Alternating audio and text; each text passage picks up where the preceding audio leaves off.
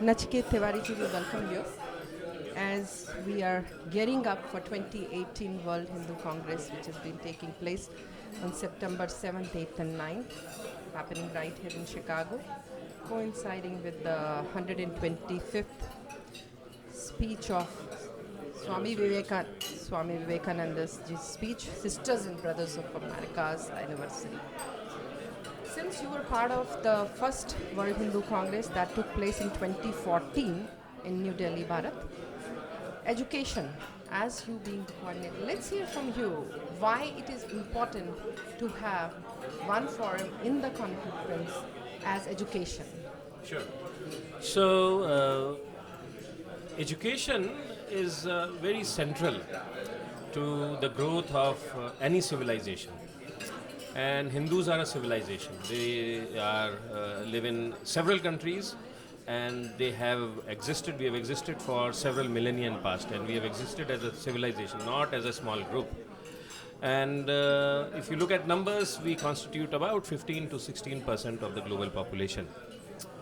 And as this number is very large, we are a civilization in ourselves. We have a view on education. We have a view on what should be the nature of education, both secular as well as religious. We have a view how it has to be organized, how it has to be delivered. Should it be free? What should be the role of teachers in this civilization? What kind of curricula should be there in this particular type of educational system?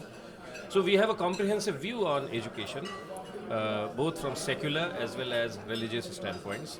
And the Hindu Educational Conference, which was organized in 2014's World Hindu Congress, which was organized by Hindu Education Board, it articulated different dimensions of the Hindu view on education. When we say like articulated, if we are talking about 2014, now we are almost 3 years past. So where do we see what we have achieved over that, and where do we want to head to? Like, because the fundamentals and the basics have to be clear. And who are the people should be attending these kind of conferences, what they're going to get out of it? Sure. So the first part of the question was that what have we achieved over last 3-4 years?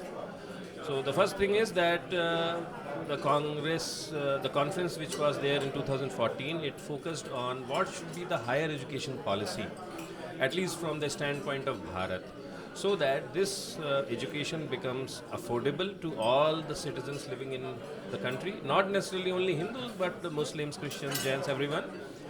And then do we ensure that it is of the highest quality, so that people who walk out of this educational system, they can easily walk into other institutes across the world with pride, and they are considered as some of the best students around. And the third thing is that these people should be able to contribute very meaningfully to the growth and development story of Bharat.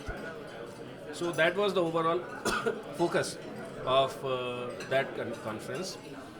And there were a lot of discussions, lot of deliberations which occurred in the conference. And then what we realized is that perhaps we need an actual formal policy document which looks at education from a Hindu standpoint and from the standpoint of Bharat, and develop that actually policy document. And so once that realization happened, then we had a series of workshops in New Delhi, in Mumbai, in Chennai. Following the conference. And as a consequence of that, there were hundreds of hours of discussions. And eminent educationists from different parts of the country, they came, attended these events.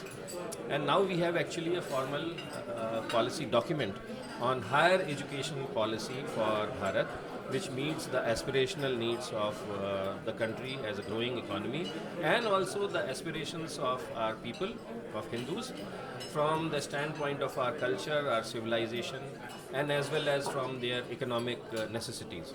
When we're talking about, are we working with the Human Resource Ministry, which is responsible for the education in India?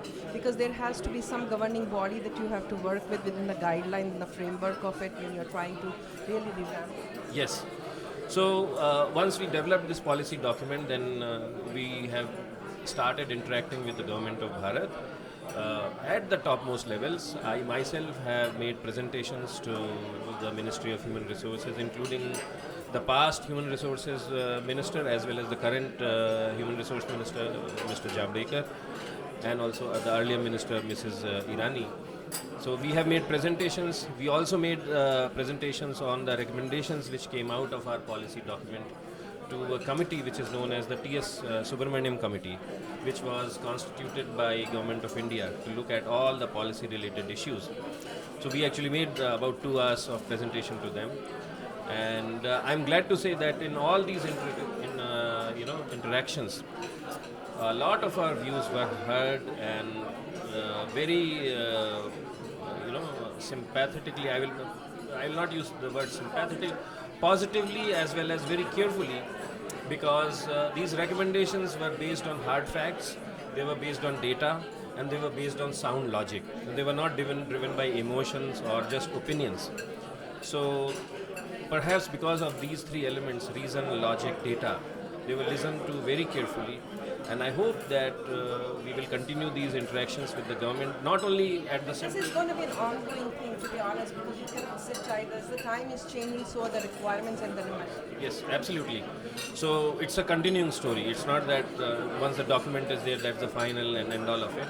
And we actually expect to have these type of discussions with the government in the long term also, but not only with the government in the center, but also now we want to expand our ambit and start interacting with the state level governments, because in our country or in Bharat, education is what they call in a list which of topics which are handled by, it's not a state subject, it's not a central subject, it's a subject which is handled by both the governments at the state as well as the central level.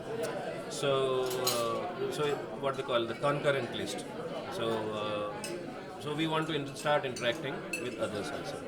We wish you all the best and good luck. And when we're coming up to 2018, so what are we expecting? Like, who should we be? Sure.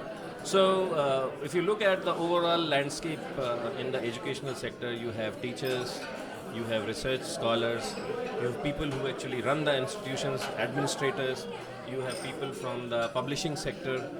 So, whatever, and then of course there are thinkers.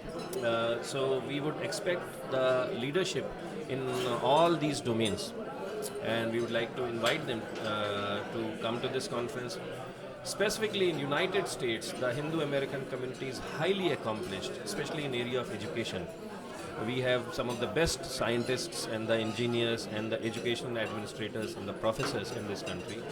And we would hope, and I would cordially invite every single individual of these people to come and participate in the conference, not only to come and just listen, but to actually engage with us starting now, so that they can actually shape the agenda of the conference and also come and speak at the conference, and provide a direction to the conference in the United States. Thank you so very much. All the best and good luck. Thank you very much.